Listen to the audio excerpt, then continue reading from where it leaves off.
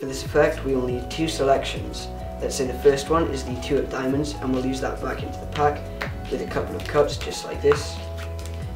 And the second selection is the 5 of diamonds. So the 2 of diamonds and the 5 of diamonds. Now I'll put the 5 over here on the table, and these two jokers are going to use the power of teleportation to transport, or teleport I guess, the 5 from over here on the table to over here right in between themselves. Now the easy way to do this wouldn't really involve teleportation at all, because I'd simply pick up the 5 from over here on the table and that will be that done.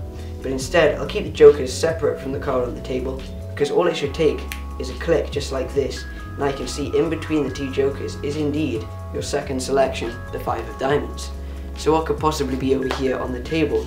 Well, of course there's only one card that could be over here, and that's your very first selection, the 2 of diamonds.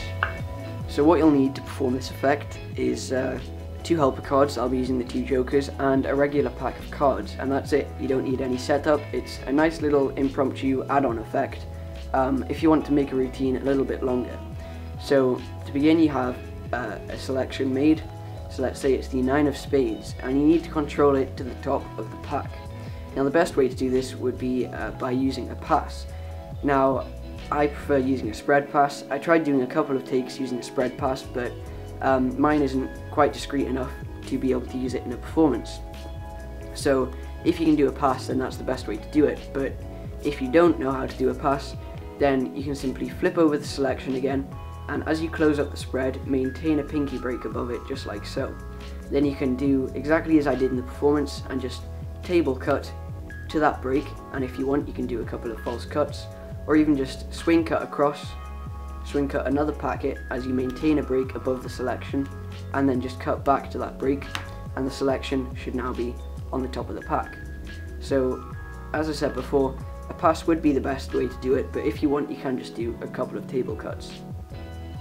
So now that you have the first selection on the top, you need another card selected.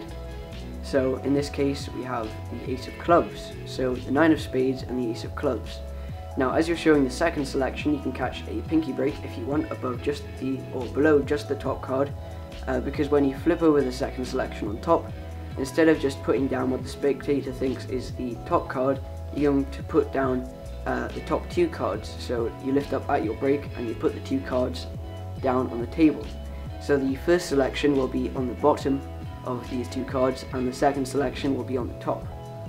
Now at this point you don't really want to cut the cards or shuffle the cards or anything, because the spectator might think that you're controlling the first selection to the top of the pack or somewhere in the pack, because they still think that it's in the middle somewhere and the only card on the table is the second selection. So just keep the cards as they are, keep them nice and firm in your hand as you explain to the spectator that your 2 helper cards are going to try and capture or teleport the second selection, the card on the table, in this case the Ace of Clubs.